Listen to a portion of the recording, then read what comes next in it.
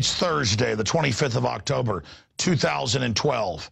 I'm Alex Jones. Strap yourselves in for another original teleprompter-free edition of InfoWars Nightly News. Straight ahead. Tonight on the InfoWars Nightly News, organic food is not good for kids, declares the Academy of Pediatrics. Plus, Novartis flu vaccines banned in Italy. Then, preppers beware. Using common sense during an economic collapse is now a terrorist act. And Alex Jones speaks with Brian Gerrish about pedophiles in places of power. They want to draw politicians and bankers and top policemen and militarymen into this depraved area of child abuse, because the moment they've been caught in that net, they can be blackmailed to do the rest of their bidding. All that and more on the InfoWars Nightly News.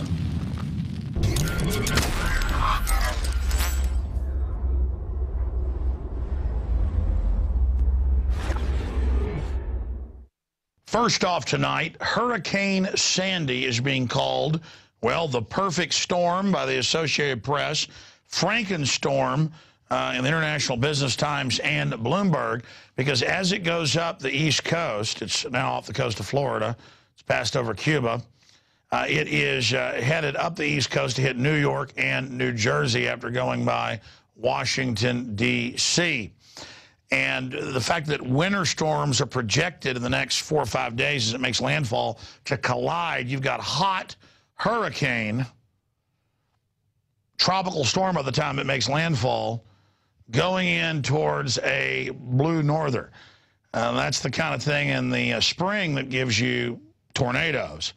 So it is being called by meteorologists, well, you heard it, Frankenstorm and the perfect storm. We all saw what happened to George Clooney in that movie. So and that storm actually happened back, what, in 1991, the last perfect storm. So look out, ladies and gentlemen. We'll continue to watch this. And that'll be a perfect disaster right before the election with all the other craziness that's going on. We hope it doesn't turn out to be a disaster. Hopefully it turns out to sea into the Atlantic and doesn't kill fishermen like the perfect storm did in that same area doing the same thing in 1991. But there is that report. Now, let's go ahead and shift gears away from the storm here to some good news. Bloomberg is also reporting Italy bans flu vaccine, citing side effects. Italy and Switzerland halted sales of the AG-traded NOVN flu vaccine after the company informed Italian authorities of a buildup of particles in the shots. And it goes on with the company saying that it is safe. The vaccines present quality defects that are potentially hazardous for the public health. Well, there you go. I mean, they know the flu vaccine massively increases Alzheimer's in major studies, reduces your fertility, causes all sorts of neurological disorders like Guillain-Barré. Don't believe me, just go read the inserts. But I thought I'd take you back to reports in Time magazine. The Examiner reports on this. Swine flu vaccine safety. German politicians get safer swine flu vaccine. Remember that 4 years ago? So they're taking something other than what they want you to take. Now, moving ahead here, the Los Angeles Times runs with this shocking headline. Prop 37 is in dead heat amid ad blitz. Just 2 weeks ago here on air, we covered polls that were in the LA Times where the vast majority, well, 2 to 1, were for GMO labeling. Hey, just let me know if you've crossed, you know, insect genes with this corn, or if the corn's growing its own pesticide, or if things like that. But because of pesticide companies, GMO companies, Big Agri, they are running so many ads right now saying it's preposterous, it's going to increase your food prices. The last thing you want to do is know what's in your food. We're good people. Just take the shots and get out of our way. You know, take the pharmacological corn, everything's okay.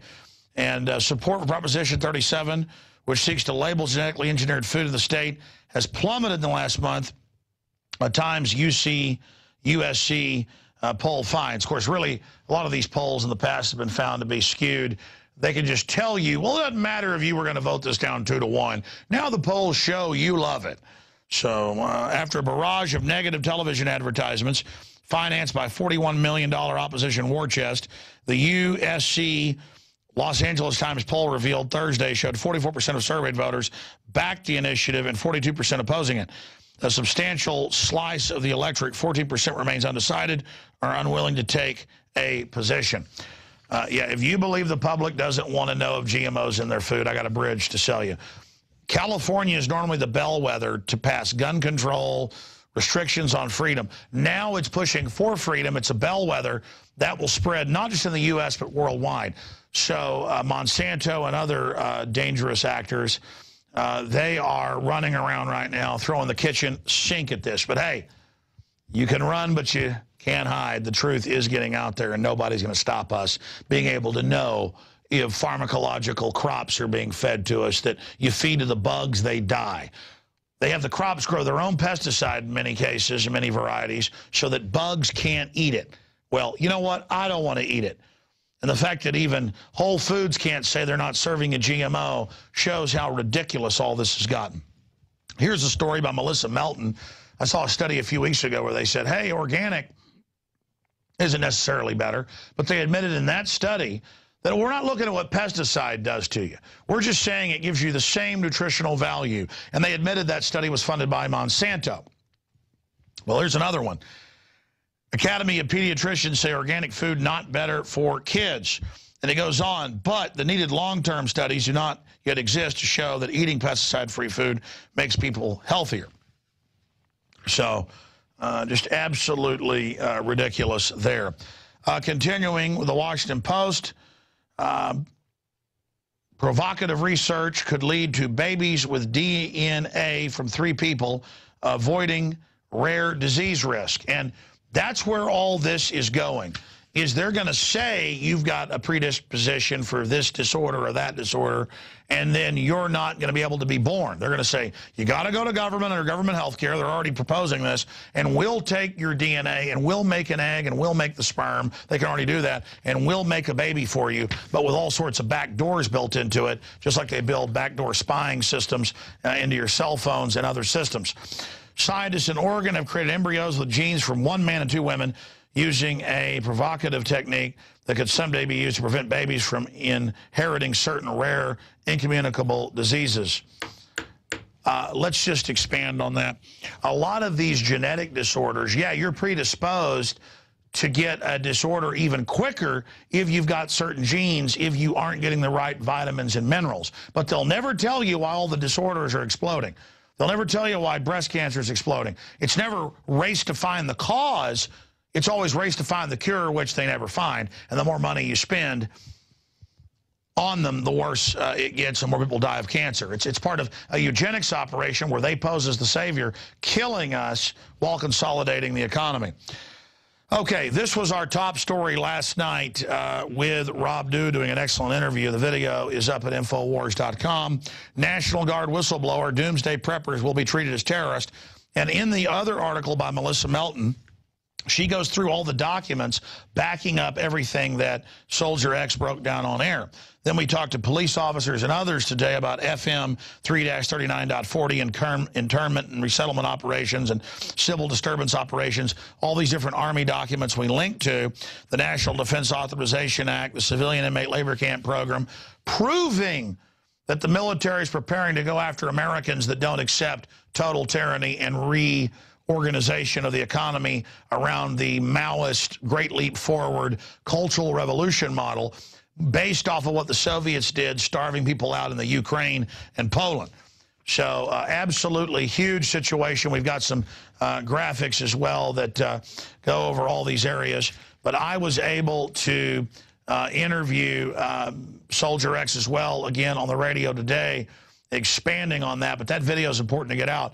Army told preppers are terrorists and they are to be hunted down and killed during a collapse. Well, you can't have, while you're re-educating everybody through starvation, you can't have folks that knew what was happening dug in. They're obviously folks statistically that know your globalist takeover system. So they've got to be targeted because they're informed. Continuing, U.S.-Israel hold largest ever joint military drill. CBS News is reporting on that all the time while tensions increase with Iran and Al-Qaeda, U.S., NATO forces, Turkey-based forces, attack Syria, trying to give that country over to Al-Qaeda. And a year after the murder of Muammar Gaddafi and the insertion of Al-Qaeda in Libya, there's now military operations there against Al-Qaeda our government put in. And we predicted that the U.S. and Israel simulated rocket attacks during the largest ever joint military drill yesterday, just as the real ones fired from Gaza exploded in southern Israel. U.S. military officials, not servants, but officials, insisted the joint exercise called Austere Challenge 2012 was planned long before the latest flare between Israel and Hamas-ruled Gaza and long-running debate over how to deal with Iran, unrelated to specific threats facing Israel. And I'm sure all the threats to attack Iran are unrelated, or the 3 aircraft carriers stacking up in the Persian Gulf. I'm sure it's all related. Be sure and drink your Diet Coke with aspartame. Be sure and eat your GMO. Be sure and take all your vaccines. And be sure and worship the government, because after all, they want to arrest evil people that are trying to prepare themselves for the economic collapse. God bless. Well, I'm not going to be sarcastic saying God bless. God bless those fighting the New World Order. I was going to say God bless the tyrants, but I'm just not even going to be sarcastic in that area. Here's a quote before we come back with some bombshell information. The Parliament of the UK is looking at investigations into giant pedophile networks through the children charities. I mean, you could take one look at the CPS workers in England and here. Just go to a family court case and watch them snatching kids. They don't take the real at-risk kids. They want your healthy child to sell off to the highest bidder after they have a little demonic fun with them. I mean, you want to look at a bunch of people that look like Jerry Sandusky crossed with this British top pedophile with the BBC, Mr. Saville. I mean, it's incredible. These people literally lick their lips when they drag kids away from their parents, and they literally look like pot-bellied versions of that man on your screen. That's not Emperor Palpatine, ladies and gentlemen. That's the BBC pervert master. So we're going to be covering these demonic people right out of hell straight ahead. But first, let me read Paul Volcker, who's announced he wants to destroy America and bring in world government. Former U.S. Federal Reserve Chair, a global economy requires a global currency. So there is your quote right there today. And I didn't even get to Paul Watson's top story today, which is so incredible. Can we pull that up and play that? He has an excerpt of it. Can we go there to Infowars.com? Folks, 2 days ago, 2.5 days ago, Tuesday night, it's Thursday night, almost forgot about this. Ted Turner went on CNN that he created with the British intel master, who's in all this deep trouble right now. We're going to play audio of that in just a second, guys. Get it ready. And he said that it's a good thing that the troops are committing suicide. And he almost says fantastic, but he says it's good they're killing themselves. And that the UN should run everything. Yeah, the murdering criminal United Nations. So I'm glad that we're adding that to here. I mean, this is just so amazing, because it's not just that he's a eugenicist who calls the public useless eaters who need to be killed and all this other stuff. It's the fact that the media and our culture is so broken that he can get up there and say it's a good thing the troops are killing themselves in record numbers, and it's not even a news issue. And it took our listeners, great people they are, 2 days to get us an email, and we reported on it, thanks to our listeners. It took 2 days for somebody to report on this. And it just shows the absolute decadence. This guy has 5 kids, and he says you shouldn't be able to have kids. This guy is a pig who talks about peace. Peace, the UN is a mass murder organization. Here is an excerpt of some of those disgusting clips. More American servicemen are dying now. Suicide. From suicide over there than are dying in combat. I mean, that's shocking, isn't it? Well, no, I think it's good. Ted, what do you think America's place in the New World Order should be? It's always been seen as the global policeman. But I think the global policeman should be the United Nations. And that's a briefer excerpt. The entire thing, unedited, is linked in that story at Infowars.com and PrisonPlanet.com. So, again, we're bad because we like George Washington. We're bad because we like Second Amendment. I mean, it feels so good to be asleep in my house at night knowing I got guns I'm not scared of robbers. You come in my house, it's like invading the Alamo or something. It's like invading a badger's nest. I mean, I've just had enough of it. And it's time to end this tyranny. All right, we're going to go to break, and we're going to go deep into the demonic rabbit hole of globalist, pedophile, satanic networks that is now breaking worldwide. You think Jerry Sandusky running a child's advocacy group of at-risk youth is bad? Get ready. But first, we're going to break down how NGOs and Agenda 21 work worldwide, how this criminal mafia of just burrowing globalists are in your area, but how the light of truth will burn these vampires to a crisp. Keep the faith, my friends. We will be right back after this quick break.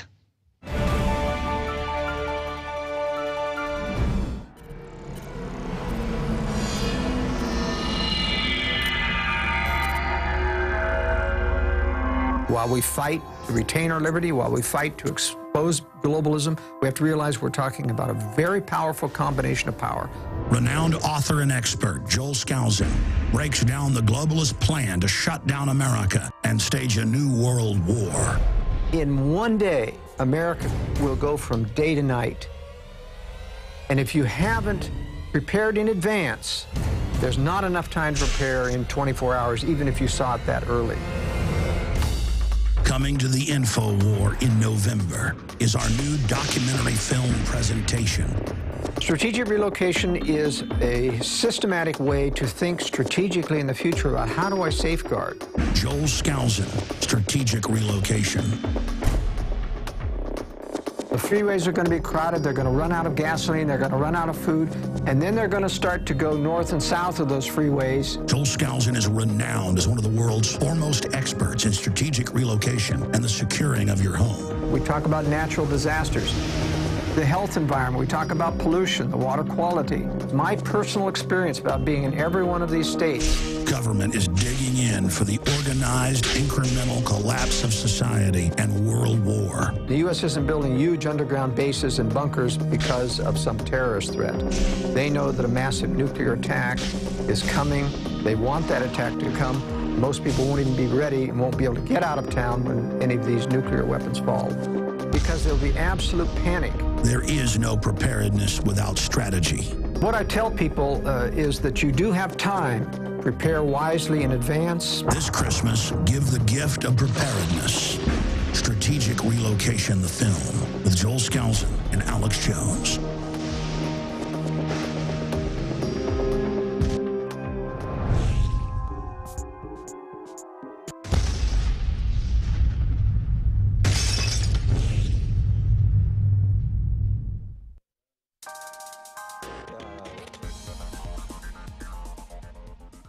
I may not agree with you, but I'll defend to the death your right to make an ass of yourself.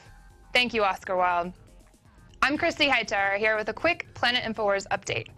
Now, I want to talk to you about the first article titled The New Terrorism, Strangling Free Speech by Planet Infowars user Prometheus Unchained. Now, as I'm sure you do, you consider yourself a patriot. Well, Prometheus goes to point out that the government is picking and choosing which ideologies and philosophies are good and which ones are bad. That is not their place. It's a rule by fear of force. Now, we all have friends that disagree with us, but keep in mind Oscar Wilde's quote whenever you want to get angry with them. You know, this is the plan, and it's a great one, to divide the people, keep us fighting amongst ourselves and completely ignorant to what lies ahead of us. Now, people are always asking Alex this question, you know, what do I do when my family isn't awake, when my friends or my family don't pay attention, don't seem to care? And he always answers the same way. He says, be persistent, be patient, and most importantly, be full of love. And this is a big thing to remember because it's really easy to get angry. So moving on, changing gears here, we're going to talk about the upcoming collapse. So do you think you could survive on $500? Well, Planet Infowars user Giovanni Report explains exactly how to do that. In his article, Live While They Die, How to Survive the Coming Collapse with $500. He provides a practical guide, starting with situational awareness, all the way to a prepared checklist and medical kit, etc. So go check that out, because quite catchy there. And the last article I kind of want to touch on is our food. Now, we all obviously have to eat to survive. And this is actually a repost, but it's by Planet Infowars user Mia K. And she's titled it, Rethinking the Dollar Hamburger. So did you know that there's 4 companies that control over 80% of the U.S. beef? And they run only a couple dozen processing plants. And these cows are injected with antibiotics and hormones their whole lives. They live in filth. And then they're killed with a bolt to the head and mechanically disassembled at a rate of hundreds per hour. Now, I just want to remind you, we all vote with our dollars, and we all have a right to do so. So keep that in mind the next time you go to the grocery store, the next time you go to that McDonald's Happy Meal, whatever. Just keep in mind that what you're doing is actually giving a voice to those people. So visit planetinfowars.com and join the fight today. Patriots, keep talking, because we're listening. Welcome back to InfoWars Nightly News. You know, we go wherever the truth leads us, and the globalists operate basically in the dark to the general public only because the general public is so focused on sports, entertainment, the latest tabloid garbage. So the establishment pretty much operates in plain view of everyone who is awake. The problem is the general public is so naive, and we saw this with Nazi Germany and things. People couldn't believe what they were doing, or mass murder of tens of millions went on from 1917 up into the late 40s in the Soviet Union, and people called it a conspiracy theorist. J. Edgar Hoover, the head of the FBI, in 1951 testified before Congress that there was no such thing as organized crime or La Cosa Nostra. We now know that's ridiculous today. And it is this naivete that allows evil to operate. Now, we're going to break down with one of the leading fighters for liberty over in England in a moment, Brian Gerrish, how the tax-free foundations and so-called, charity takeover of the West ties into some very, very dark areas of intelligence gathering, surveillance, you name it. And how children's charities are at the heart of this. In Europe, in England, I've had members of parliament on from England, same story as Congress people I've had on from state legislatures and federal. It's the same story. CPS, very high levels of pedophiles on record. Highest level of pedophilia, even the Justice Department says, is in CPS. Just incredible information, Child Protective Services. And more we understand this is what you have to be involved in to get into the highest levels. We're dealing with a pedophile cult. At the heart, there's also a lot of occultism and Satanism. We've seen, of course, the big sex orgy type stuff that Dominique Strauss-Kahn admits with prostitutes that was described by the New York Times as eyes wide shut. That's really the parlor entrance to all of this. You've got to be fully compromised, and that's what we see connected into Skull and Bones, Bohemian Grove, so many of these things. And for those of us that are seen as, squares or seen as profane and pathetic, who are just normal and like our families, like our wives, like our husbands, we are the bad guys, and we don't pass the test to get into the higher rooms, and that's why evil has been in control for so long. And if you look at every ancient culture ended up being taken over by corrupt elements, and it always ended up with, give us your virgins for sacrifice. Give us your children for sacrifice. And so there is a psychopathic, sadistic subgroup, a cancerous group of humans. It's a very small percentage of the population, but through history in every culture, from the ancient Druids to the Babylonians, to the Aztecs, right through every other culture, you see this aberration form. Now, I'm kind of giving a little upfront history lesson here, but we told you over a year ago that Jerry Sandusky from our sources at Penn State was running a big foundation for at-risk little children, and that he was pimping them out to very powerful people. And that's now come out in the mainstream news. That it didn't just stop there, and the top of the university was covering it up. Yeah, no kidding. He was raping children at high noon in the middle of the day in the field house. Anybody who's played football knows a field house in high school or college is like an anthill. This is, you know, in the middle of the day. This was something being protected. And now we've seen the case of Jimmy Savile, or Savile, over in England, the big BBC presenter, who was always involved in children's charities and also a porter at different hospitals. And I've talked to journalists who in the 90s had been told about the pedophilia and the necrophilia, the dead bodies. And this is a guy, one of the few people who is allowed entrance into the highest levels of the royal family, who brags, I get things done, who's bragged to journalists. It's now coming out that children were his little slaves. And, I mean, you look at photos of this guy, just type in his name, Jimmy Savile, into search engine. He is the archetypal image of the pervert you think you would see in the park with the raincoat. Now, this just broke today. And the reason we got Brian Gerrish on, reporter, researcher, retired naval officer, the reason we got him on is because for years in their research of NGOs and other groups, they kept bringing this up, and the CPS taking people's children. And they don't want children actually being abused. We've noticed this here. That's why you find about children being eaten by cockroaches and rats and, you know, weighing 15 pounds when they're 6 years old, and the CPS knew and wouldn't help them. You see that in the news. But if a child is blonde-haired, blue-eyed, or God forbid black-haired, green-eyed or something, they can get $500,000 for them. You can be playing in your backyard. They say that's criminal, and they take them away. So we've known about this. We've even had state representatives on from Georgia who were later killed when they said, we've got the proof of the child rings. Her and her husband were murdered and burned in their home. It was just a few years ago. I mean, this is so big, folks, but here it is. Members of Parliament calls for inquiry into possible pedophile ring linked to Parliament. Tom Watson cites unnamed sources who told of a pedophile boasting about links to aid of a former prime minister. Well, the point is, they now admit that this in a bunch of newspapers, that this pedophilia was rampant, the police will do nothing about it. Is this the evil cement that brings these people together? So we're going to break all of that down here today with Brian Gerrish of the British Constitution Group. And they also, of course, have the UK Column news site, and they've launched their TV show. Really great to see them developing in the last few years to really be a force to be reckoned with. And, of course, they're being censored more and more. Their YouTube videos are being taken down, you name it. So who knows how long this will be available. But Brian Gerrish is a prominent figure in the British Constitution Group and the Lawful Rebellion movement. Gerrish is active on the seminar circuit and routinely gives talks to BCG meetings.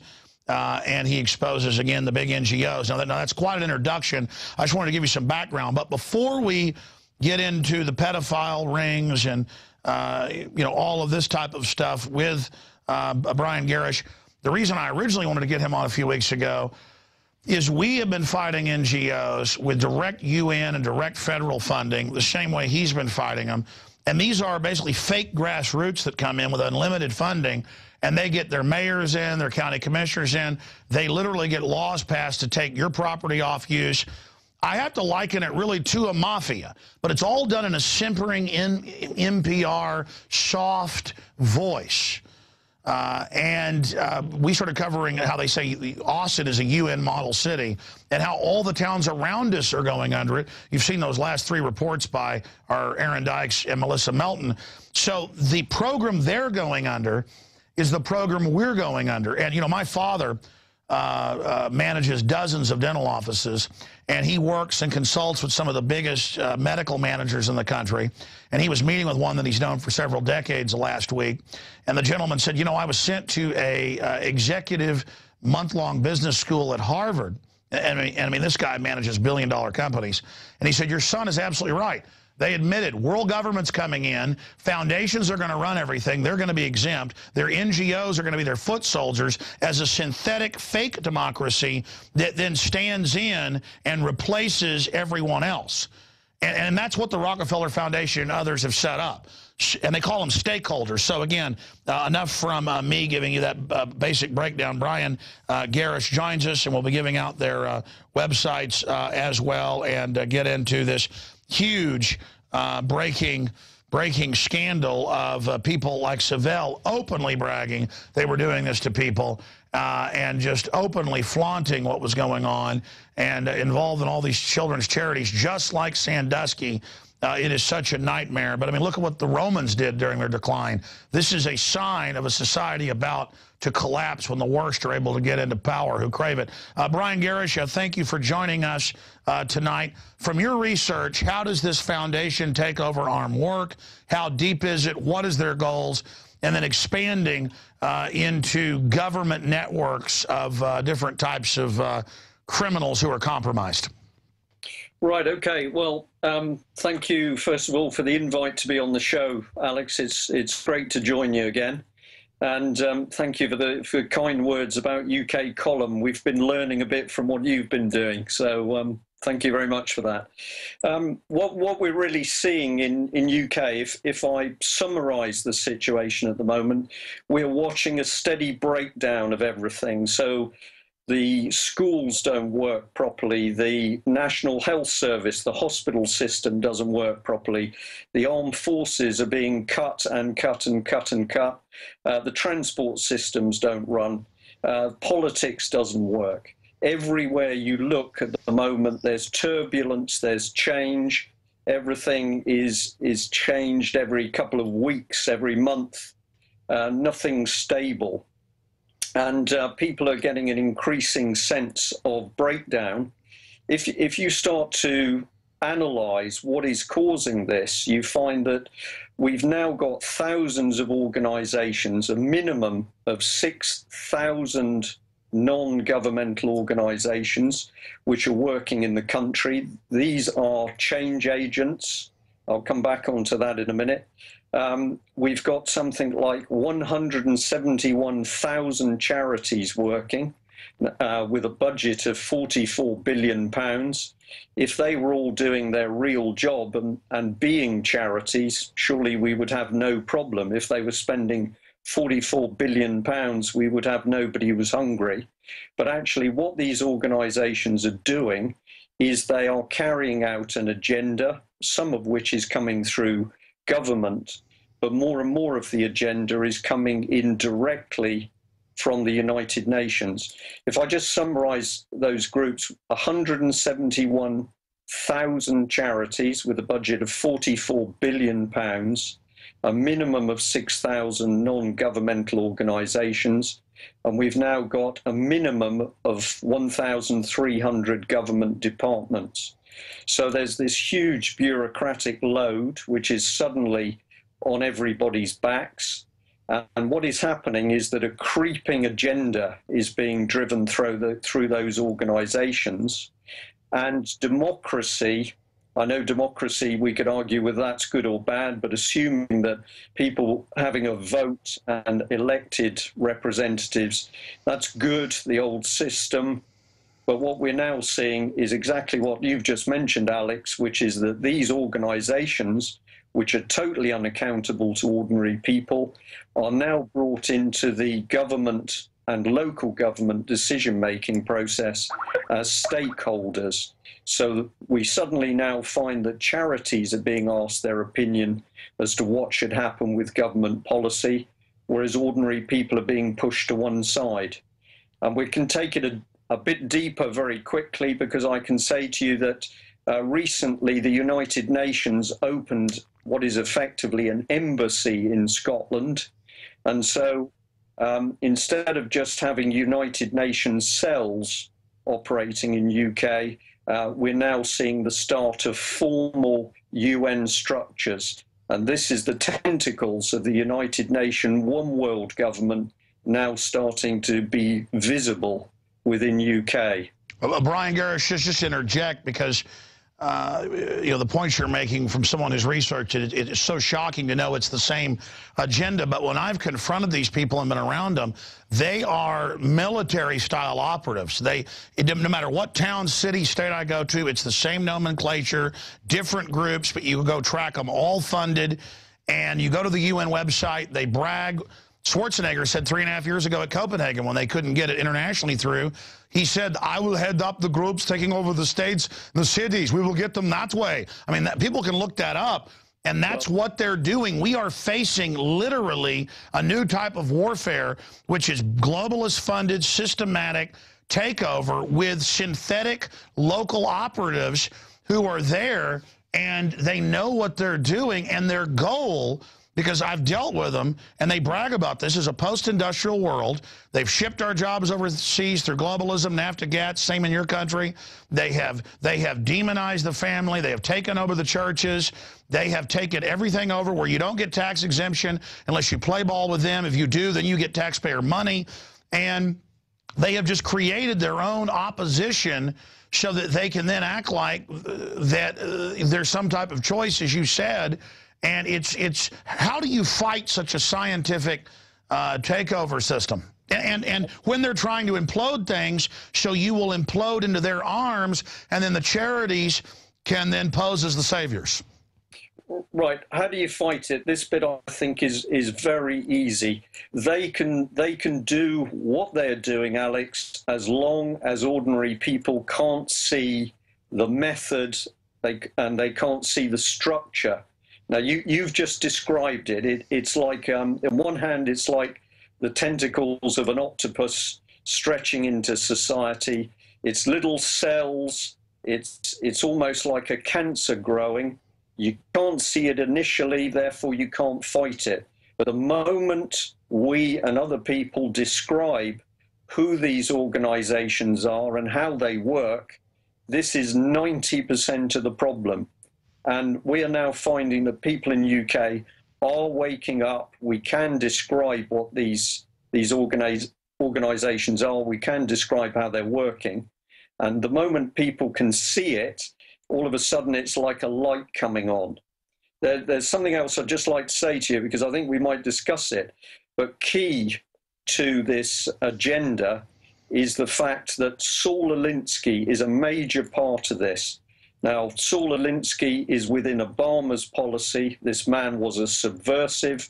He was essentially Marxist doctrine, but he believed in pushing the takeover via small, creeping, incremental steps and getting into the lowest levels of society. He wanted to be in community groups. He wanted to be in the local football team.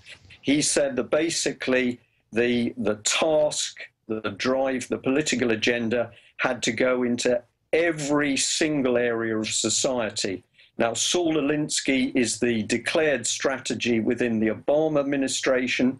It is also the declared strategy within the Conservative Party and Liberal Democrat. And tell people who he dedicated his book, Rules for Radicals, to. He dedicated the book to Lucifer. So it should be very, very very easy for anybody with any form of real spirituality to look at this man and say that what he was up to was no good. He didn't pretend, he didn't try and hide it. He dedicated his main strategy book to Lucifer. And let's expand on that. What's so shocking, I've studied this, and I know you're very informed. I've never brought this up to you and never heard you talk about it because I check out the UK column site quite often, and we'll give that address out to people, the best address for people to visit here in a moment. But expanding on that, I have tracked this back to the French Revolution, roughly 220 years ago, which was not like the American Revolution or others. It was purely demonic, satanic, Luciferian. They were devil worshippers. This is in the mainline history books. George Washington spoke out against them in public letters against the Illuminati. It is the German Illuminati through France. The Jacobins, they wanted a 9-day week. They wanted to end the family. They wanted to tear down civilization. They wanted to be able to have unlimited power themselves. And then I study that. Karl Marx, Engels, all those guys, they even gave odes to that. And you follow it right through. This is not something from Marx and Engels. This is not something from Lenin. These are Illuminati devil worshippers, because it's not just Saul Alinsky. They all, when you get down to their final, documents, they're all go ahead and admit they're devil worshippers. I'm sorry, go ahead. Well, the thing that I always like to push with people is that if you want the evidence, just do the research with Obama policy or the policy the Prime Minister of UK, David Cameron, is pushing. The Saul Alinsky doctrine is there embedded in the party politics. It's very easy to see. So that is one thread going through. The other one that has been combined with the Saul Alinsky doctrine is the use of neuro-linguistic programming, NLP. And this is what has made this new blend so dangerous, is that you're not just training people and trying to indoctrinate them by putting them in a classroom and talking to them for 8-10 hours. You're not having to drum the doctrine into their heads. You can now use neuro-linguistic programming, which is a form of behavior modification, and you can drift this doctrine straight into the minds. And by the way, executives, for people that don't know about Delphi technique, NLP, all the major executive courses that are pushed by government and others in Europe, England, US, Australia, Canada, and it's a global model, but that's where it's coming out of. If you listen to NPR, our National Public Radio, or your BBC, it is the same soft cadence and the way they do things. And then it turns out they're actually, this is not even hidden, they're sent to classes to do this, and they're literally, to boil it down, trying to hypnotize people. Alex, in the UK column, we previously printed an expose article on the British government using applied behavioral psychology. We talked about dates, we talked about meetings, we talked about publications, and in one of the British documents, which is called Mindscape, you can find it if you search for it on Google, Mindscape, in there they admit that using these procedures, people will have their views and values changed, and they won't know that that has happened. Or if they do realize that something has changed in them, they won't know how it's happened. This is very, very dangerous stuff. And we also exposed that Cameron's cabinet were colluding with French behavioral psychologists in order to exchange ideas as to how the British and the French public could be psychologically moved into the new frame. And of course, the new frame is to absolutely accept this stakeholder type society, leading you towards a one world order dictatorship. And basically, you get money, you get treated like royalty up front if you join one of the hundreds of flavors of NGOs, which even create artificial conflicts sometimes with each other, but within controlled paradigms. Explain what stakeholders are. Explain how when they have these Agenda 21 meetings that they call different things, we've been to them, we've shown it, it'll say, when you come to this meeting, you agree to what we do. And then they have you write on sticky pads only 5 or 6 different outcomes that are all basically the same thing. It's creating false agreements. It's saying everyone agreed. It's false choices. And again, you can buy the books like you just talked about, and all it is competing psychologists and psychiatrists who see themselves as the priest class, literally through television, the schools. We're just turning ourselves over to them. Speak about some of the key buzzwords that you see in England that I notice are the same as here, and then where they want to take us from your research. And I notice you're gaining some steam because you're telling the truth, getting a lot more support, what they're trying to do to shut you down. Right. Well, the key bit that we have stayed with is trying to expose the main control structure. And in UK, but it's spreading across the world, this organisation, Common Purpose, has been used to spearhead this change to the new system. And what Common Purpose did was started to recruit what they called future leaders. And these are people who were then put through training programs. We know NLP is being used. These people are being reframed to think in a different way, to believe in this new system of stakeholder government.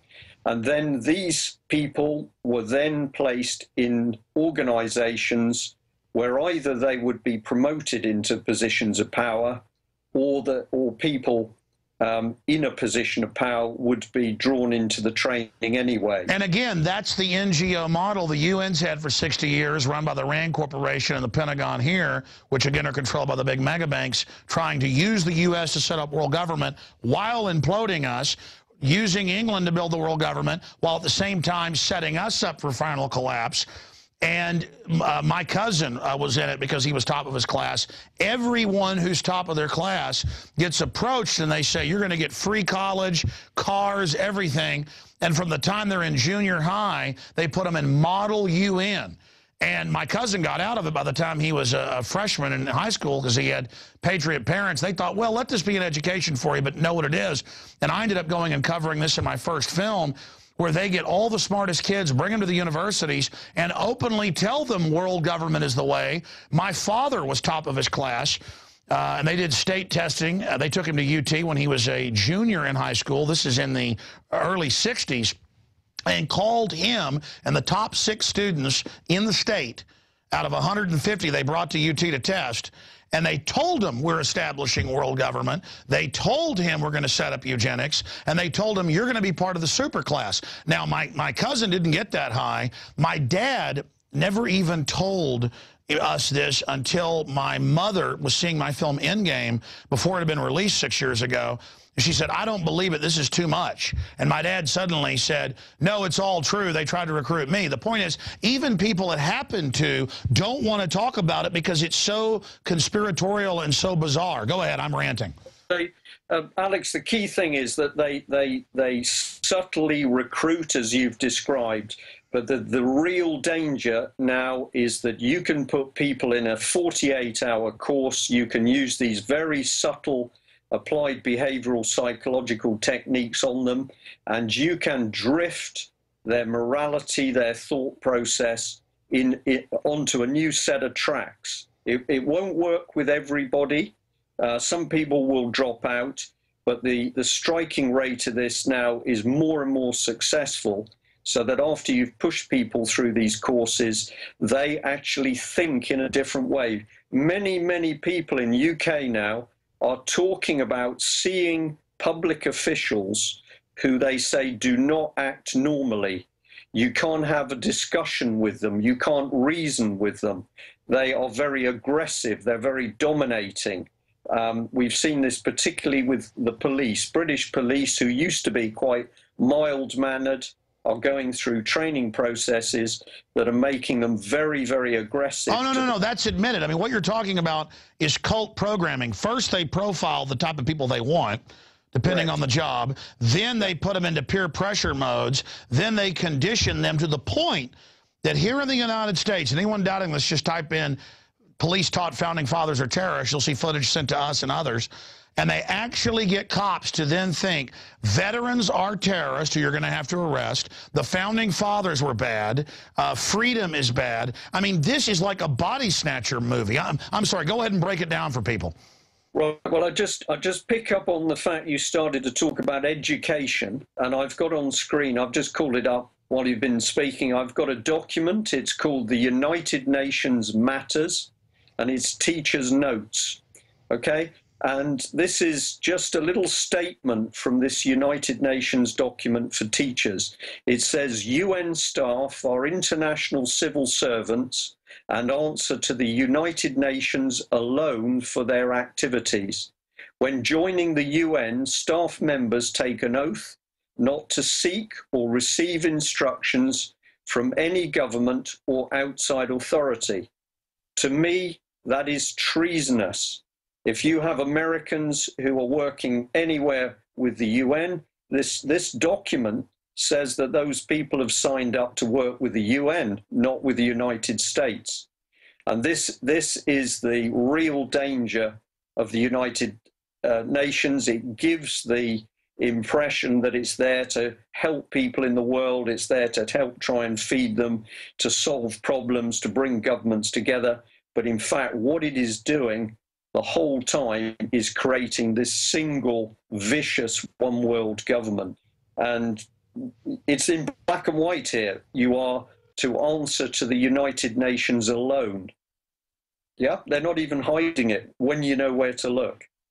Brian, it is so painful when you read all their own documents, how they brag, how they're going to take over incrementally, how when they're done with us, a revolt of the plebes would be like a revolt of sheep against the practice of eating mutton, to quote one of the Nobel Prize-winning globalists. Was that Bertrand Russell?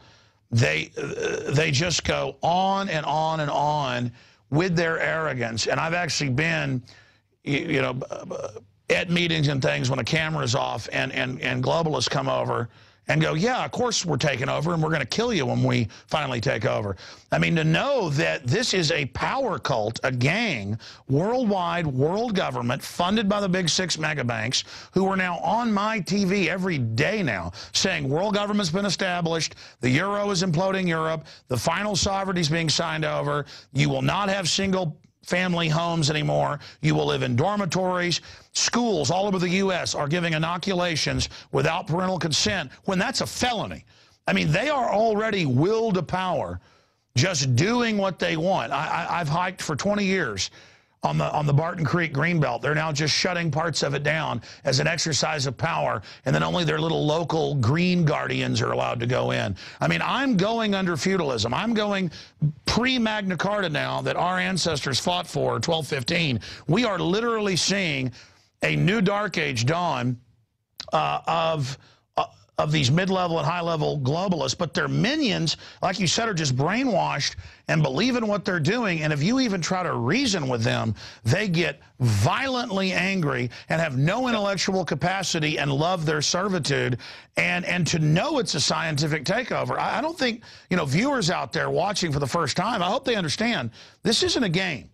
Okay, yeah. I mean, there's so much research, so much proof that it's unbelievable to even deal with it. And to know the NGOs, to know that the UN runs these horrible operations worldwide, to know they're the bad guys, and to know they're taking the once light of liberty, England, the United States, and other countries that literally wrote the book on modern freedom, and that now our countries have been turned into engines. I'm sure you saw this, but now the EU is putting out a new star that's got hammers and sickles all over it. And I saw the article and I said, that can't be true. And I went to the EU site and they're putting the posters up with hammers and sickles. In fact, that's on Infowars.com, guys, if you could find it, to the crew. I mean, please, I mean, you pause for me to interject. I don't want to, you've got the floor, or I'm going to start ranting. Just go over who they are, what they're doing, how they're changing, and then let's start getting into the goal of wrecking the family. And this is literally captained by a bunch of Jimmy Savilles and Jerry Sandusky's.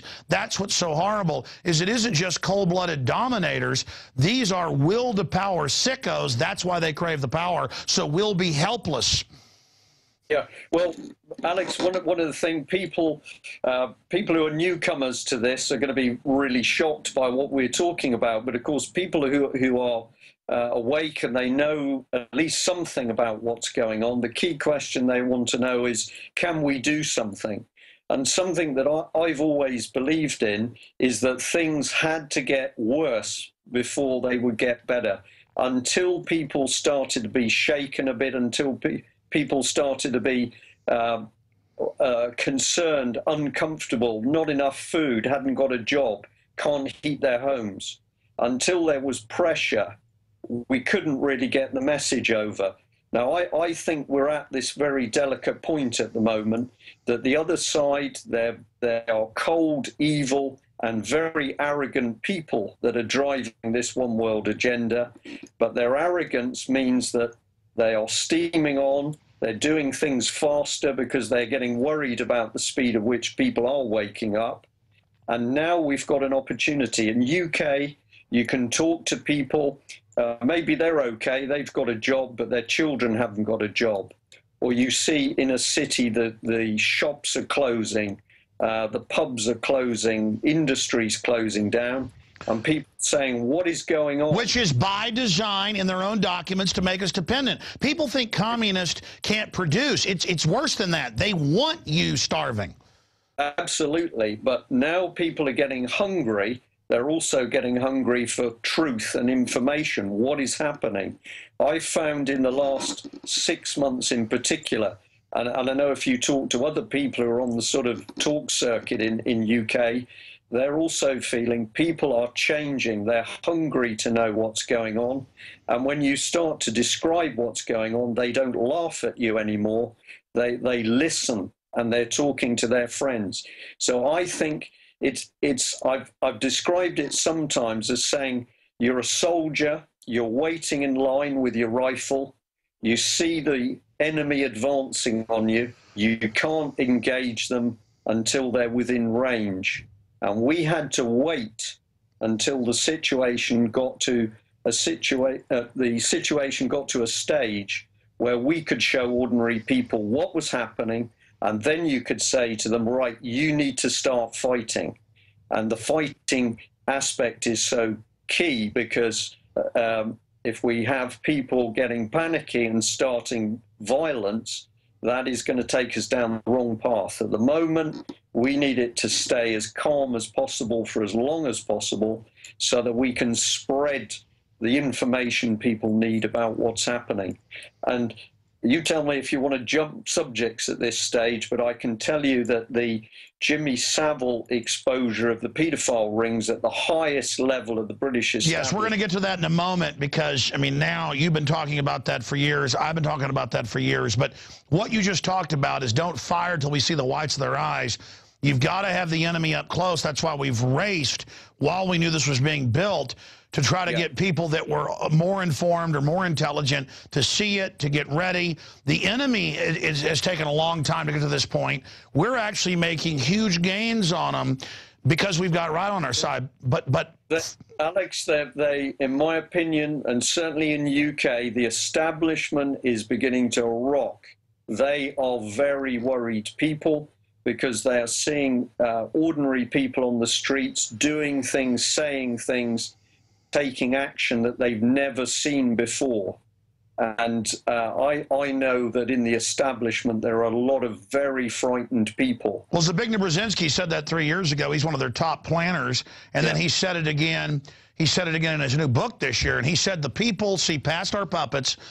He said the world is awake and staring right at us. Yes. And so he basically said, he went on in one speech to say, it'll be much easier now to kill 1 million people than to convince 1 million people. And it is not easy to kill 1 million people. You know, his point is that they're getting to the point, well, your own Ministry of Defense, 4 years ago said, the public's going to revolt against us in this takeover.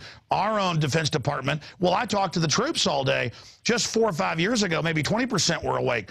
90% is the number I get from officers and other people. The police are starting to wake up, but they're trying to replace them with these new kind of dumbed down control freaks. So we're in a race. But let's go back and talk about your story as an example of success and what you've been able to do and how they've tried to come after you. But by the grace of God and support, you're there bigger than ever.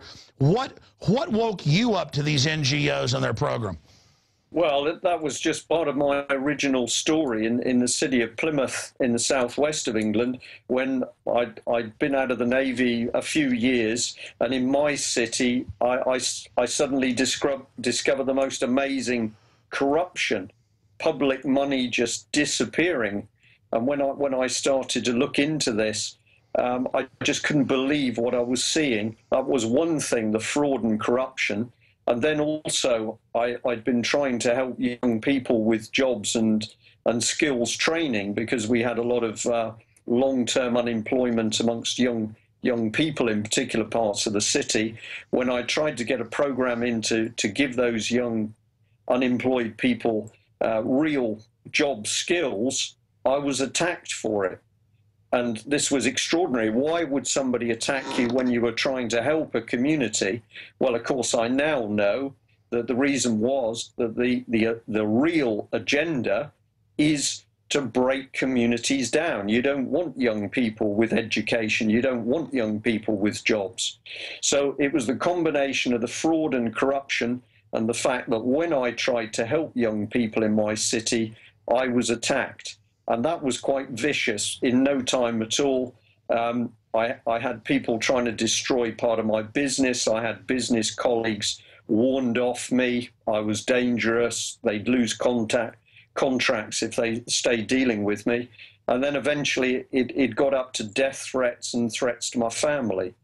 Now, You know, I'd spent 21 years as a naval officer. I thought I was out there doing the job in the Cold War, at least, and somebody else was protecting the streets of Britain. But what I actually discovered was that while I was out doing my job at sea, these bad guys were running amok in the country. And that was the point that I decided I wasn't just going to sit back, I was going to do something. But I tell you that it's been brilliant to see the change, particularly inside the British police at the moment. Yes, there's a lot of police officers that have been totally indoctrinated. They are like zombies. Some of them are even now committing suicide because they've been so screwed up with courses. But it was last year, there was a demonstration up in London. The unions were demonstrating around Parliament. I went up, I talked to some of those people, but Parliament was so scared of that protest that they had police officers shoulder to shoulder around the Parliament buildings. So I went along talking to those policemen, and one of the things I said to them is, you know, the criminals aren't these people on the streets, the criminals are inside Parliament. And it was interesting how many of those guys said to me, we know where the criminals are. And I think this is a key part, although you will see in America vicious action by American policemen, or the same by the army on the streets. We are seeing it here in UK as well. We haven't seen the army on the streets yet, certainly the police. But when you take the trouble to talk to the police, you discover that many of them are now waking up, and they are looking at the material that you're putting out, Alex. They're looking at stuff we're putting out. They're looking at stuff that Ian Crane or David Icke's talking about. And when you say to them, who are you going to fight for? They say, we know which side we should be on. Well, that's another great point. Police and military are ordered to beat up peaceful protesters. Under the peer pressure, most of them do it, but they do it once, and then they have a breakdown. And that's what's happening is when these globalists order them to do wrong things, a lot of times they do it the first time, but then the crisis of conscience happens. So we have to know that, and that's what's beginning to happen. Yeah, and this is why it's an important thing that yeah, the bullies, sometimes you can't do anything with them. They're gone. Leave them. The people you want, you're always looking for the officials who will listen. And we know now in UK there are officials inside the court system that are starting to ask, why are these people talking about common law? Why are these people talking about the Constitution? Why are these people talking about corrupt courts? So we know inside the magistrates, that's the lower level of the judges effectively in UK, they are starting to ask questions about what's going on. We know that judges are beginning to question what the policy is coming down through government for these secret courts. And we've just got to keep pushing, because the information, the reality, the dangers of what's going on in Britain and America, yes, this news is beginning to spread very quickly now. We've just got to keep pushing. Well, bottom line, I want to shift gears into the really nasty stuff here in a moment. And just spend about 15 minutes on that in this lengthy, in-depth interview. Brian Gerrish, who exposes Common Purpose and some of the other big NGOs.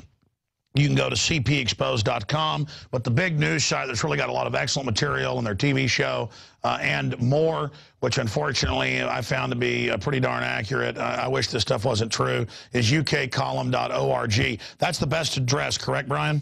Yeah, that's correct, yeah. Okay, so there it is. Now, because I know you've got several other sites, I want to make sure I'm giving the big one out because I visit them all. Expanding on this, I think the biggest thing in the fight is expose these people. And I myself for many years would hold back, even though I knew how bad they were.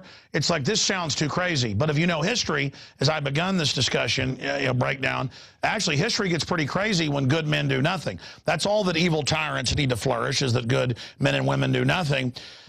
And, I mean, I remember years ago when you started out, very little support, and now you're known all over the UK, all over the world, many other people. I know you don't want to talk about yourself, but talk about some of the movements that you've helped launch. Lawful rebellion movement. You know, we have that here in our Constitution and Bill of Rights as well, because it comes out of English common law and Magna Carta.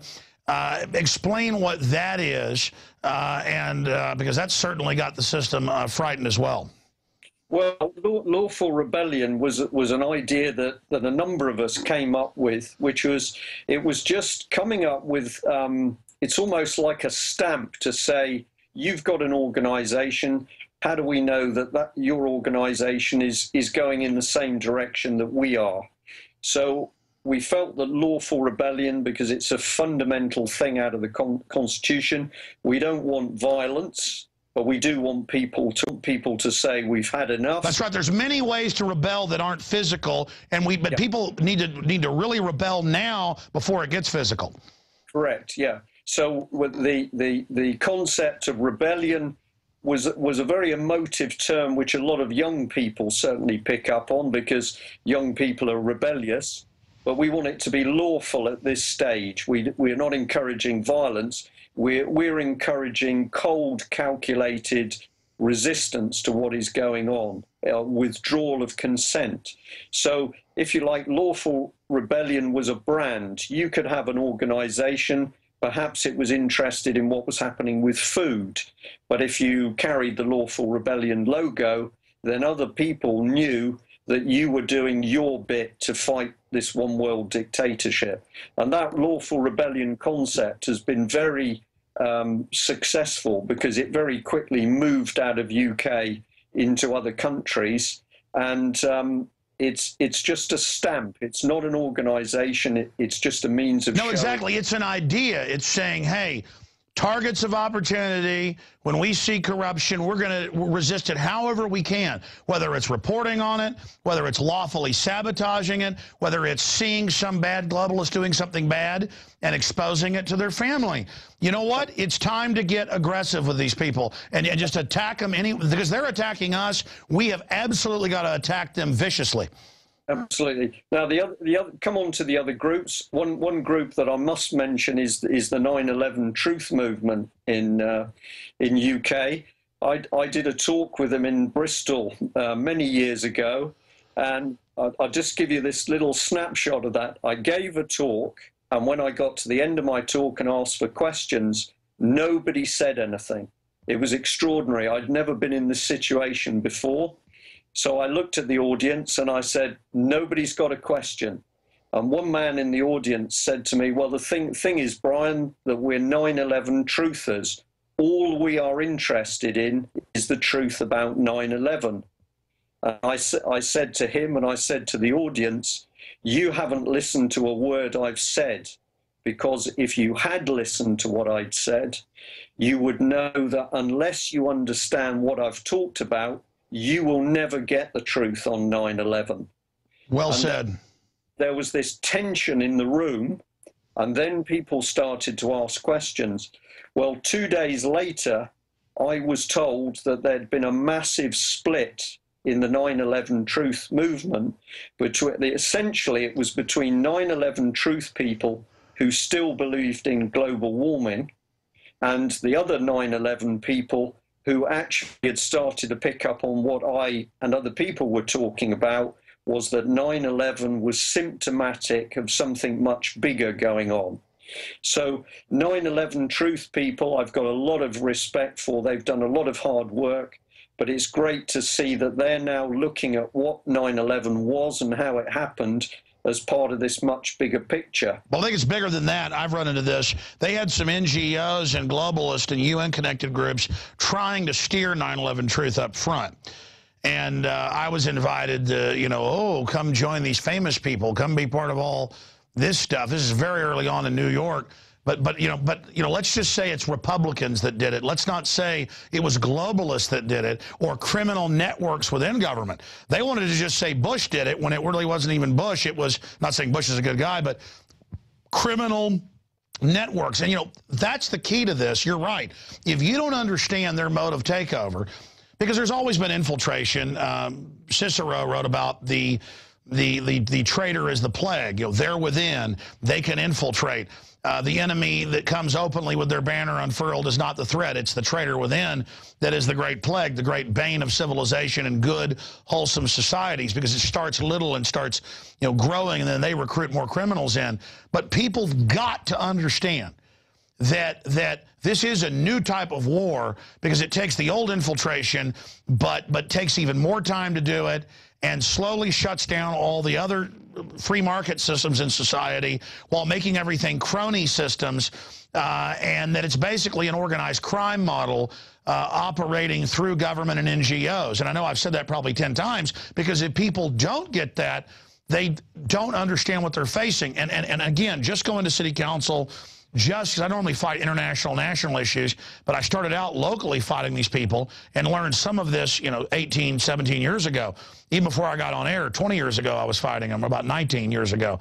But now going back locally just to nationally show what the UN's doing as a microcosm, now I understand even more.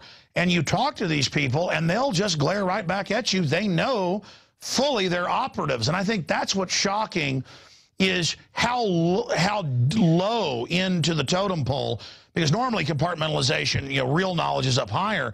So many of these people, even in lower levels, they know it's an evil takeover, and they're trying to impress those above them to get up higher. So I think your exposure, my exposure, many other people's exposure has actually had one negative side effect, in that there's a lot of evil, grasping people now that have learned about the New World Order, but they've decided not to fight it. They've decided to go knocking on Dracula's door and asking to be bitten. Do you see what I'm saying?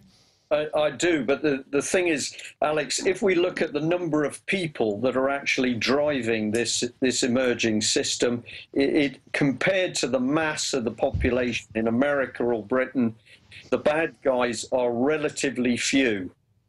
We're talking, in my estimate, if we could put a fishing net out in the country and scoop up people and take them away because they're the problem, I think the number is 5,000 people as a maximum. I agree.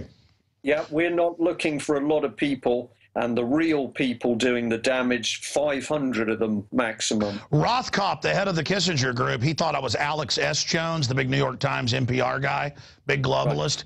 So they got him on the show because his secretary messed up. And I was like, hey, how you doing? He goes, oh, great. How you been doing over there at the New York Times? And I said, no, this is Alex Jones. And he goes, oh, Alex Jones, the talk show host? He goes, well, I'll still do your interview. I'm going to try to explain to you how globalism's good. But his book, it says 6,000 super gophers worldwide and then only 20 families. But they're selling that, hey, look, we run things. We know best. That's what's crazy, is this is such an open conspiracy. Why do you think they're announcing their world government so publicly now? Because one of their biggest weaknesses is that they are arrogant. They are so arrogant, they think we are ignorant cattle. They can't imagine that we're capable of seeing through them.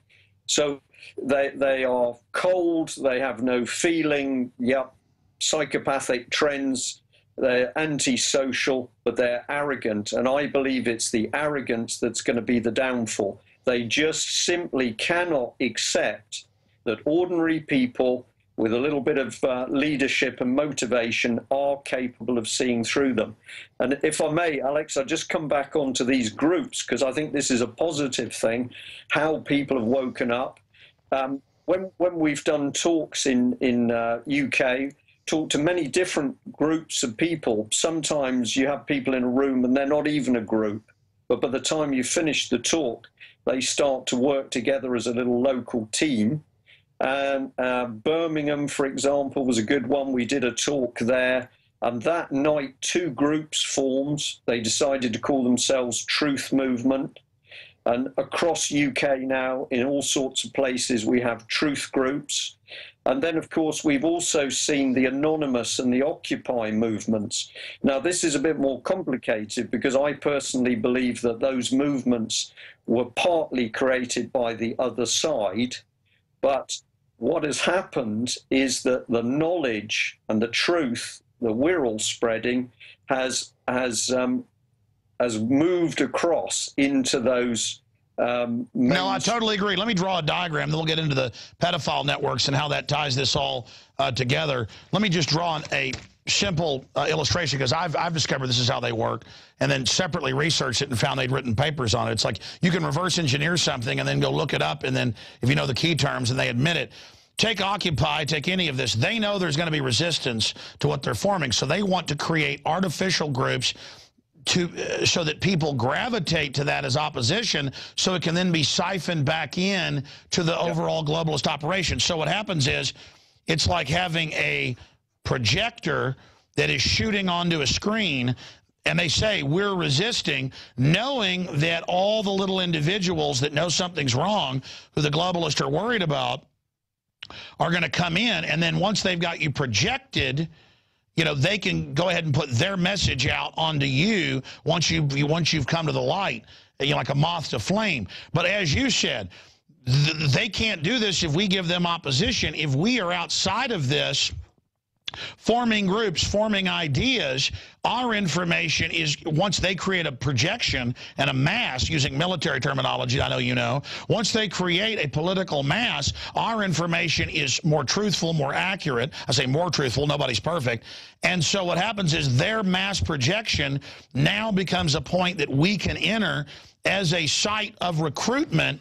And it's an opportunity, because everybody is so empty that's been drawn into these false systems. They're desperate for something real. The minute you come in, it's like you're 10,000 feet tall to a bunch of midgets. The operatives will come in and attack you instantly. If you know how to decry them as an operative, suddenly everyone comes into your orbit, because the human species is hungry for liberty and freedom. And the reason I've been able to really confirm this is the globalists, they put out the Occupy call, okay? Let me draw another image here. Let me explain this to people. They put out the Occupy call projection on the wall to draw all the little moths, the little souls, which are actually big souls, all the people in. Okay, they project it. They say, oh, there's no movement except capitalism's bad, we're going to get Wall Street. Well, that's actually bigger banks that want to demonize capitalism, to have state-sponsored control, to shut down all their competition and consolidate. But when we expose this within the Fed and other systems, they weren't able to co-opt everybody they'd gotten to gather together by putting out a revolutionary, you know, lawful revolt call. And so they had all over the country takeovers where the feds ordered the local police to beat everybody up and take them to jail and then demonize them, because their attempt to create like an Arab Spring that Al Gore's called for, it failed. So again, I don't think people realize, like you said, when you go form little groups and confront them and have facts, they're not designed to be resisted. They fold like a house of cards. I know, I tell you, Brian, I got to get you on more often, because I'm so impressed with your understanding of this. And it's not like, oh, we're impressive, we're smart. We've discovered how they operate from engaging them. You learn more in each conflict, and this data can literally defeat these people who are horrible authoritarians. Yeah, the key bits is exposure. The moment the ordinary person can see and understand what's happening, what these people are doing, that, as I say, that's 90% of the battle. But they have, I use the word infected, because they are a disease. They've infected society. And what we do is we infect them, but we use the truth. When Occupy movement was active up in London, we went up and met people. We went and talked to people on the streets, and we handed out UK column newspapers. We talked to them about what we were doing. We talked to them about what we understood was going on. And then over a matter of 2 or 3 weeks, people from that movement were then emailing and contacting us, because they wanted more information. And after a while, they started to tell us that they'd realized that their organization was partly infected by the other side, who were running focus groups.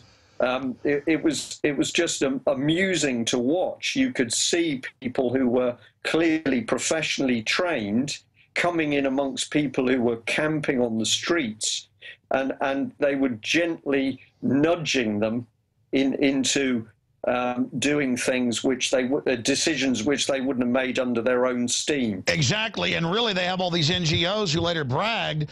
They called out the Occupy, hey, let's resist the corruption, so they could send out their operatives in a live laboratory war game.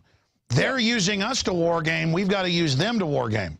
And it absolutely works. Now, something that happened early last year up in the northeast of England was 600 people appeared on the streets when a judge was arrested for running an unlawful court. So effectively that was a citizen's arrest, but there were 600 people on the streets. They were talking, they were laughing, they were communicating with the police. There was no violence, there was no trouble. And it was so powerful because the police were curious. They'd never encountered, they were there with their riot vehicles, they had police dogs, they had all the force ready to go. And instead they found ordinary people talking and laughing and joking with them. And they were fascinated. They took hundreds of copies of our newspapers away from them. We had people coming out of office buildings saying, what is going on? Because they couldn't understand why so many people were on the streets, but it was also peaceful.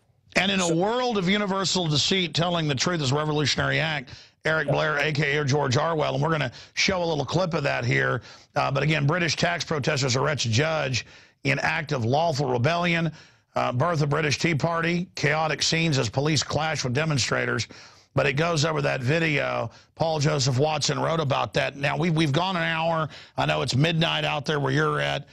Brian Gerrish joining us, ukcolumn.org, cpexposed.com, here with us at InfoWars Nightly News.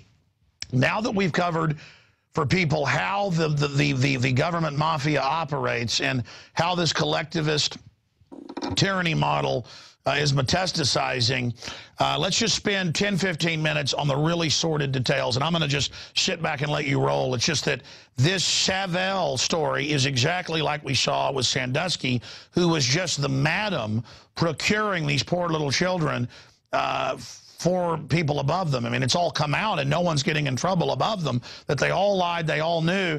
And again, for those of us that that's alien to, you know, we'd rather stick our arm in a garbage disposal than hurt a child. We have to understand we are dealing, from my research at least, I want to get your take on this, the CPS, the authoritarian obsession with children we saw in the Soviet Union, Nazi Germany. A lot of authoritarians get into this because they want the uniform and they want the power and they want to be able to carry out murders and tortures.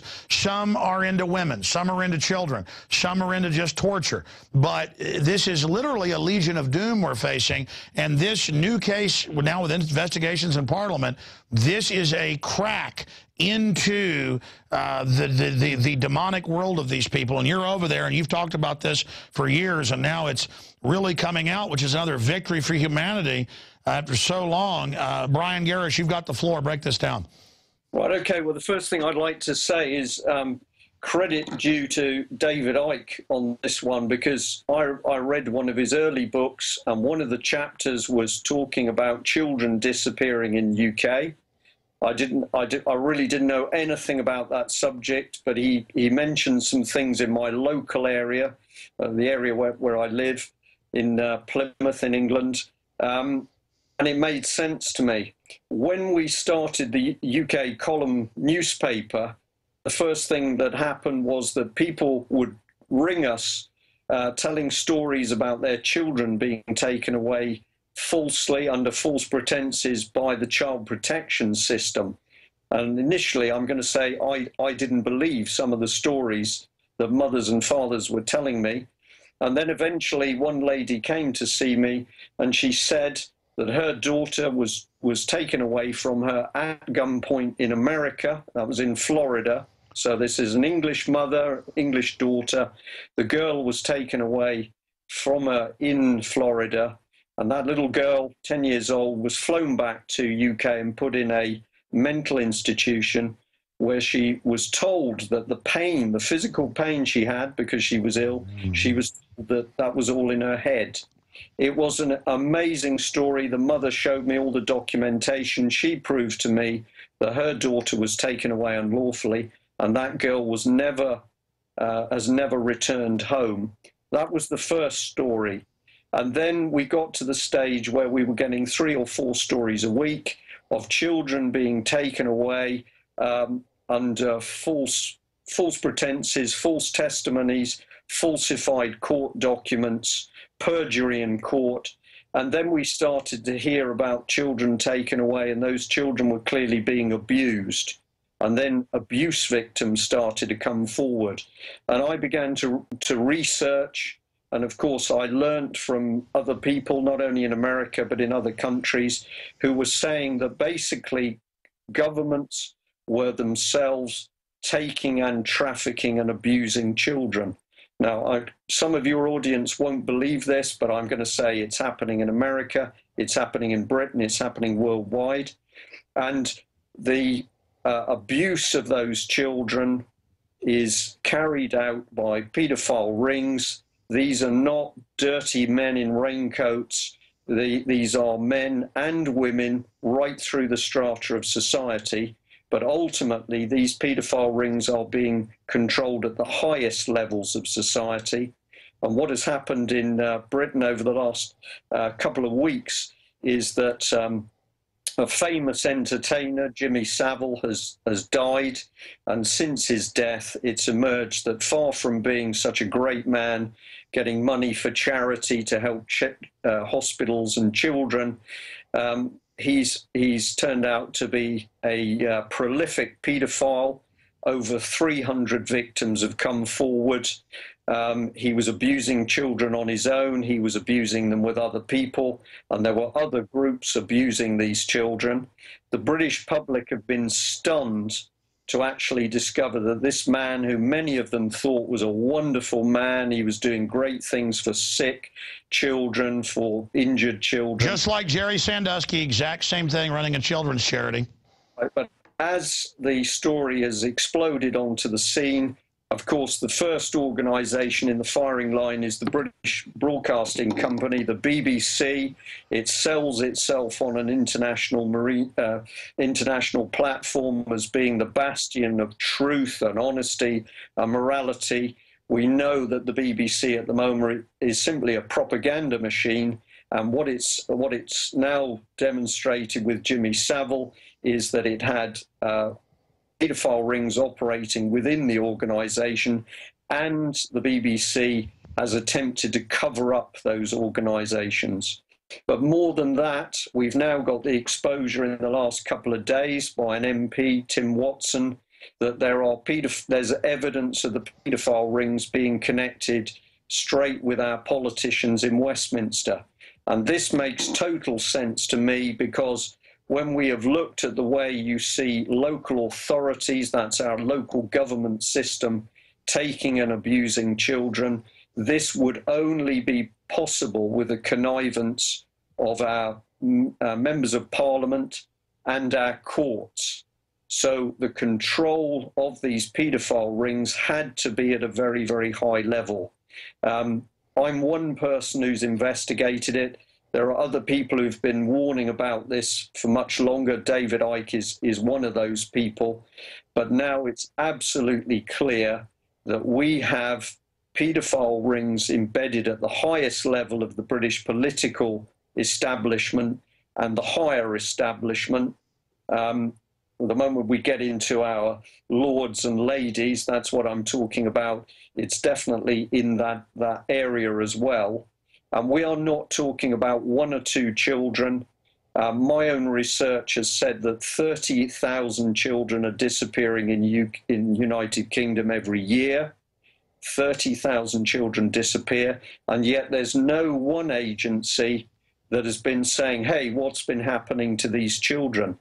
I have police officers who are now talking to me on a weekly basis who report that they have been involved in investigations into child abuse, child trafficking, child prostitution. They have uncovered very big rings, including politicians and senior members of the police even, and the military. And yet, once they've done the work to break into those paedophile rings, their investigations are then suddenly closed down by those in authority. Let me expand on that. The Texas Youth Commission, where I'm at, the Texas Rangers found out they were having stuff where the local Richies would come to the local CPS facilities and check out the kids they wanted and have the older kids have gladiatorial fights where some reportedly even died. And it came out, and they fired the head of the state police because he wouldn't shut down the investigation with the Texas Rangers. And go ahead. Alex, can I just come in there if I may? I discovered in the last couple of weeks a website about a young boy who was kidnapped in America. That's Johnny Ghosh. Yes. You know of this incident, but I've only recently come across it. When I read the testimony of that boy's mother, everything she said rings true with what we're seeing here in UK. And obviously her story is that her son was kidnapped to order by paedophiles, and those paedophiles were linked through to the highest levels of Congress. It's happening in America, it's happening in UK, and over the last couple of weeks in particular, we've now got other countries that are accusing the British government of kidnapping their children. Slovakia is now publicly attacking the British government for kidnapping children. There are people speaking out in Russia about it. Italian families are talking about it, and African families as well, African countries. So, well, I was about to say, if anyone types in UN sex rings, UN sex slavery, UN white slavery, it's thousands of articles everywhere they go. They don't just murder and rape or fly little kids out. They actually barbecue them and stuff. I don't want to put the images up, but if you go to Google and type in UN soldiers burn child, I mean, it's unbelievable. How many, I mean, if you talk about a few thousand, you know, controllers each country, how many minions do they have, though? Because, you know, I mean, there's a lot of them. Alex, just for Jimmy Savile alone, the police are now talking about a minimum of 300 victims. That's just in association with him. And, of course, they're only just starting to investigate the other people that were working with Jimmy Savile. But what is incredible about this paedophile case is this man had access to high-security mental institutions, Broadmoor. He was given the key so that he could get into that institution. He could sleep in there. He could abuse. Well, they always do that. They always say that the people running the asylums are worse than those in it because it's like Sandusky. It was at-risk mentally ill kids and stuff because, oh, they're mentally ill. I mean, this is incredible. Well, of course, children who have any form of disability, if they're physically disabled or mentally disabled, or even adults that have a mental disability, these are prized victims for the paedophile rings because, of course, they make unreliable witnesses. This is a horrible subject, and when I talk to audiences about it, I tell you the room goes quiet, you see people go white. But we have got to understand that the people we're up against in America, we're talking about people in Congress. In UK, we're talking about members of Parliament in Westminster. We have got these high-level paedophiles embedded amongst the decision. Well, look at all the mail pages being pilfered by the Congress here. It's constant. Yeah. But what I'm going to say is, for us at least, the Jimmy Savile has been such a huge shock that we've now finally got journalists and media people starting to say, hey, what is really going on? And I can tell you, I've had 2 calls today asking me for information on material that we printed many months ago. Finally now, people are saying what these guys have been talking about is real. Yeah?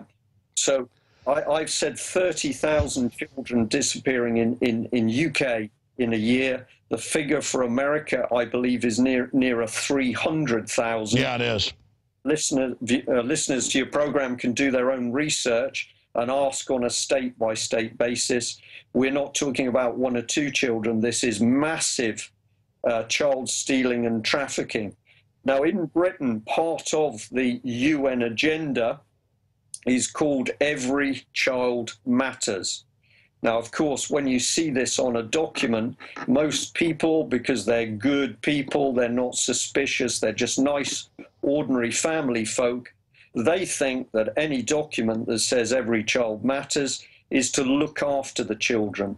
But the underlying UN agenda is that every child is either there to be brainwashed into their new one world government, or those children are there as playthings for these psychopaths that are trying to put this system together. And if we talk about how we combat what's going on, I found you can stand on the stage, you can talk about the New World Order, you can talk about fraud and corruption and taxes and food and the police. And some people get pretty emotive. They decide they want to do something. But if you stand on a stage and you say to people, unless you wake up, they're coming for your children, the reaction in people is incredible. When you finish your talk, there are people clustered around you who want to know what to do. And I believe that's right. We are now at the stage where the other side is beginning to move so quickly. This subject to the child abuse is a tool for us. This sounds very cold. If we're going to protect families, if we're going to protect children, we've got to jolt people awake with the fact that the people we're up against, they may look like a very nice, well-behaved senator, but in fact they're a dirty pervert who is prepared not just to have sex with children, but to torture them and kill them. Well, that's the whole point. They actually like torturing them, most of them. Absolutely. And you know, we have to come to this realization, this is what we're facing.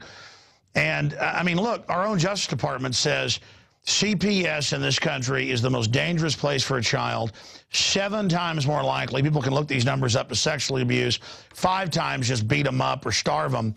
So many of these foster parents and people that the state hires out just warehouse them, lock them up in cages.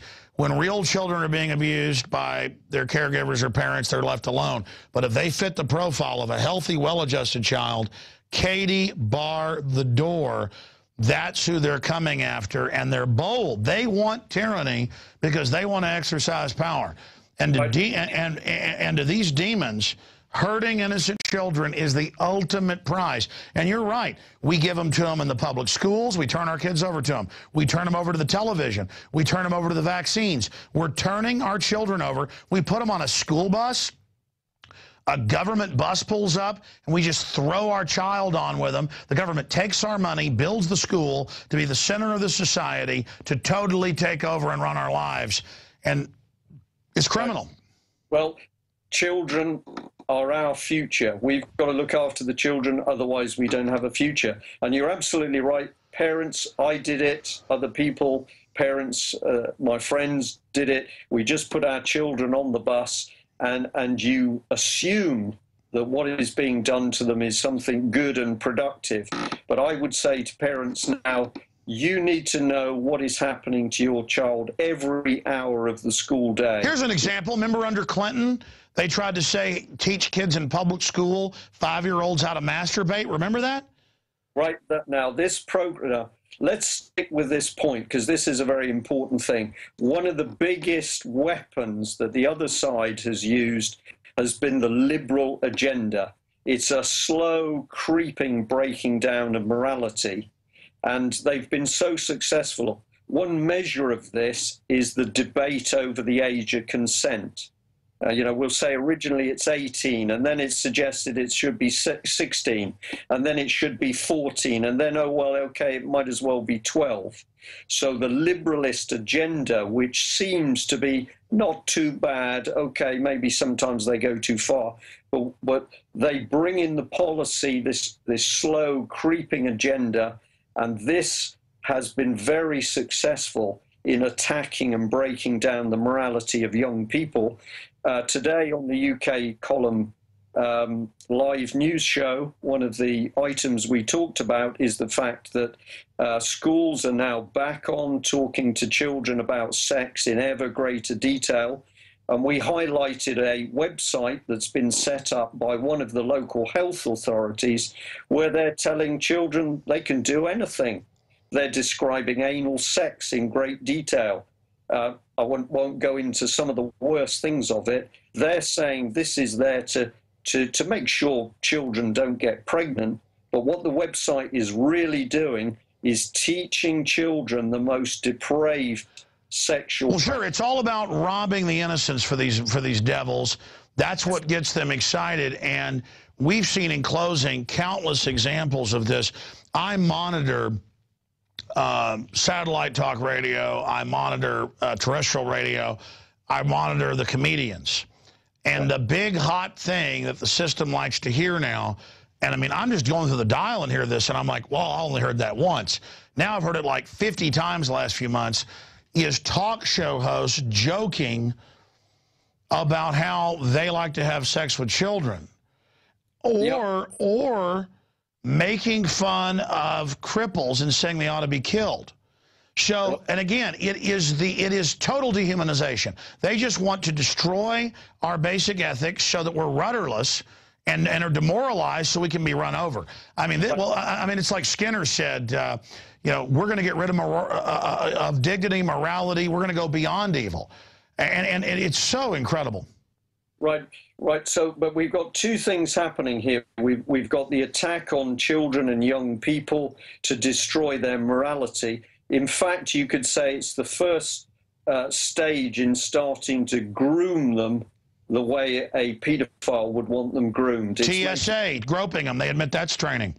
Yeah. Now, the other thing that's going on, of course, is that the practice of paedophilia, of child abuse, is actually a weapon that the other side uses to control people. And what I can say is that when I joined the Navy back in 1972, you were taken through a security vetting process.